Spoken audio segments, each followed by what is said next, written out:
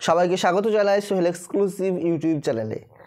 আপনারা ইতিমধ্যে হয়তো জেনে গেছেন যে পশ্চিমবঙ্গ পাবলিক সার্ভিস কমিশন তাদের বাৎসরিক পরীক্ষার যে ক্যালেন্ডার, এক্সাম ক্যালেন্ডার, সেটা পাবলিশ করেছে এবং সেখানে পশ্চিমবঙ্গ পাবলিক সার্ভিস কমিশনের যে অন্তর্গত সরকারি স্কুলগুলি রয়েছে সেখানে কবে টিচার নিয়োগ করার এক্সাম হবে, শিক্ষক নিয়োগের পরীক্ষাটা হবে, তার ডেট জানিয়ে দেওয়া হয়েছে। আপনারা সবাই জেনে গেছেন ইতিমধ্যেই যে আগামী আমি নোটিশটা দেখাচ্ছি, সেপ্টেম্বর মাসে শিক্ষক নিয়োগ হবে।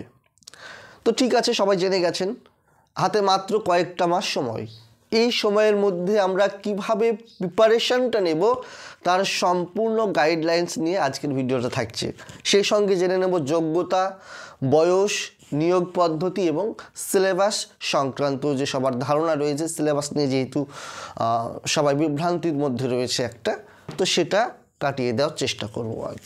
তো চলুন বেশি দেরি না করে আজকের ক্লাসটা করে নিই।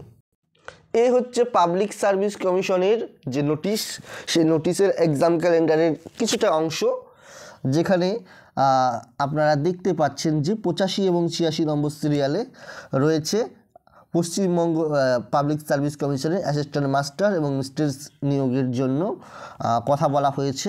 ঠিক আছে, এখানে দেখতে পাচ্ছেন আপনারা 14/9/2025 অর্থাৎ 14ই সেপ্টেম্বর পরীক্ষা হবে এবং আপনারা দেখতে পাচ্ছেন যে সেই সঙ্গে সঙ্গে 90 এবং 91 সিরিয়ালেও রয়েছে পরীক্ষার কথা বলা হয়েছে। সেই পরীক্ষাটা হবে আপনার দেখতে পাচ্ছেন এখানে 20/9, দেখতে পাচ্ছেন যে 20/9/2025 অর্থাৎ 20 সেপ্টেম্বর পরীক্ষা রয়েছে, অর্থাৎ 2 দিনের আর কি পরীক্ষাটা নেওয়া হবে পাবলিক সার্ভিস কমিশনের তরফ থেকে। কত তারিখ বললাম? 14 সেপ্টেম্বর এবং 20 সেপ্টেম্বর। তো প্রশ্ন সেপ্টেম্বর মাসে পরীক্ষা হবে, সব কিছু ঠিক আছে, খুবই অল্প দিন, খুব শীঘ্রই নোটিফিকেশন পাবলিশ করে দেবে পাবলিক সার্ভিস কমিশন এবং সেখানে ফর্ম ফিল আপের ডেট সহ ইত্যাদি বিষয় জানিয়ে দেবে। প্রশ্ন নম্বর 1, কারা অ্যাপ্লিকেবল হবে, কারা পরীক্ষা দিতে পারবে? উত্তরে জানিয়ে দিই, এই পরীক্ষার জন্য অতি অবশ্যই বিএ যারা গ্র্যাজুয়েশন লেভেলে অর্থাৎ 9-10-এর জন্য অ্যাপ্লাই করবেন তাদের জন্য অবশ্যই গ্র্যাজুয়েশনে 50% মার্কস থাকা বাধ্যতামূলক।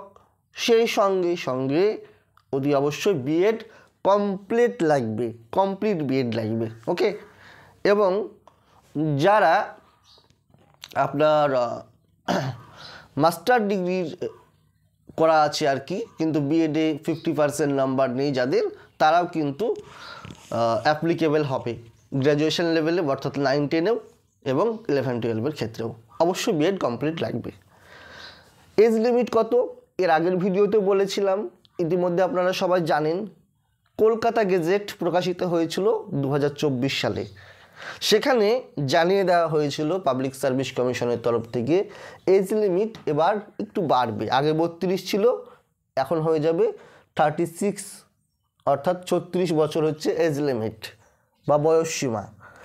কিন্তু এক্ষেত্রেও একটা কথা না বললেই নয়, যাদের রিজার্ভ আছে আর কি, ওবিসি, এসটি, তাদের ক্ষেত্রে কিন্তু সরকারি নিয়ম অনুযায়ী বয়সের ঊর্ধ্বসীমায় ছাড় পেয়ে যাবেন আপনারা।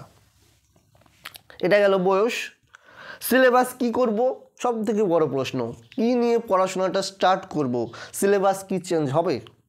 আমি আগেই বলেছি যে থিওরি পেপারগুলো একই থাকবে, অর্থাৎ পলিটিক্যাল থট, ইন্ডিয়ান কনস্টিটিউশন। আইআরের ক্ষেত্রে যদি হয় হতেও পারে, আবার নাও হতে পারে। এসএসসির ক্ষেত্রে নয়, আমি পিএসসির ক্ষেত্রে বলছি।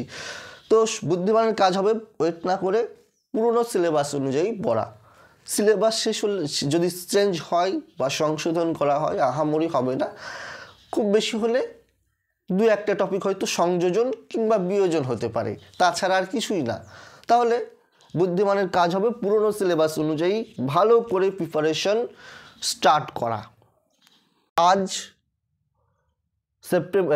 জানুয়ারি মাসের 17 তারিখ, তার মানে বেশি দিন এখানে নেই। সেপ্টেম্বর মাসের 14 তারিখে পরীক্ষা।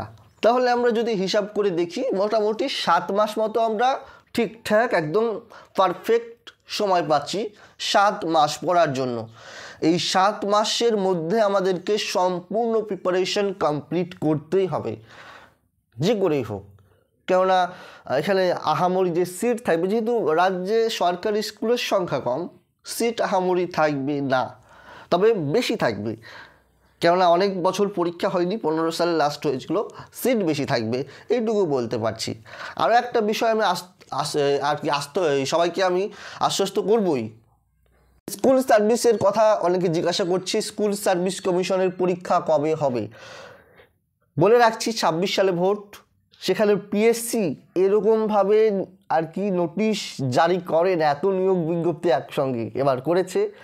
আপনারা নিশ্চিন্তে থাকুন, খুব শীঘ্রই আপনারা আরও একটি খুশির সংবাদ পেতে চলেছেন, অর্থাৎ স্কুল সার্ভিস কমিশনেরও খুব শীঘ্রই আশা করছি নোটিশ পাবলিশ করা হবে। সেই জন্য আমাদেরকে যেটা করতে হবে, প্রিপারেশনটা আরও ভালো থেকে ভালো পর্যায়ে আমাদেরকে নিয়ে যেতে হবে। কেননা পরীক্ষার মতোই হবে, কিন্তু আমরা যদি প্রিপারেশন না নিই, কবে নোটিশ আসবে, কবে কি হবে তার জন্য ওয়েট করে থাকি, তাহলে শেষমেশে আমাদের কাছ থেকেই যে একটা বছর ভ্যাকেন্সি সেটা কিন্তু হাতছাড়া হয়ে যাবে। প্রিপারেশন অবশ্যই হার্ডলি করতে হবে, কেননা এক্সাম প্রতিযোগিতা হবে, সেই লেভেলের প্রতিযোগিতা হবে। ভালো করে আমাদেরকে সেই জন্য প্রিপারেশনটা নিতে হবে, কারণ অনেক বছর পরীক্ষা হয়নি, এটা মাথায় রাখবেন। প্রিপারেশন ভালো করে না নিলে টিকে থাকাই মুশকিল এই প্রতিযোগিতার বাজারে। ভালো করে আপনারা প্রিপারেশন নিন, প্রতিদিন পুরনো সিলেবাস অনুযায়ী ধরে ধরে পড়াশোনা করুন, মক টেস্ট দিন, দেখবেন ক্লিয়ার হয়ে যাবে। আর আমাদের সঙ্গে যারা ক্লাস করতে চাইছেন, আপনারা আসতেই পারেন আমাদের সাথে, ঠিক আছে?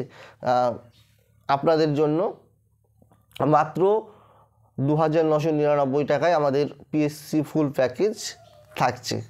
ওকে, যারা যারা ক্লাসে যুক্ত হতে চাইছেন আসতেই পারেন।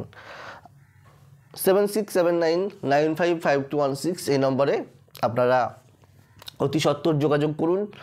এসএসসির পিএসসির সিলেবাস প্রায় সেম, কাজে পিএসসির পর কিন্তু এসএসসির পরীক্ষাও হবে।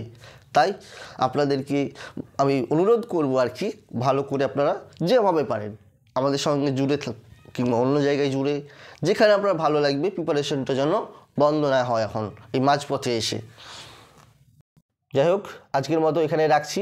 এর পরের ক্লাসে আপনাদের জন্য রাষ্ট্রবিজ্ঞান বিষয়ের পুরনো বছরের অর্থাৎ বিগত বছরের প্রশ্ন আমাদের কাছে এসে পৌঁছেছে, সেটা নিয়ে ডিটেলসে আলোচনা করব। কেমন ধরনের প্রশ্ন এসেছিল, কোন অংশ থেকে কি কি প্রশ্ন আসতে পারে, সে বিষয়টি নিয়ে এর পরের ক্লাসে আমরা অতি অবশ্যই আলোচনা করব। সিলেবাস নিয়ে ইতিমধ্যে ভিডিও অনেকগুলো আপলোড করা হয়েছে, আপনারা চ্যানেল ভিজিট করে দেখে নেবেন। আজকের মতো এখানে শেষ করছি, ধন্যবাদ সবাইকে।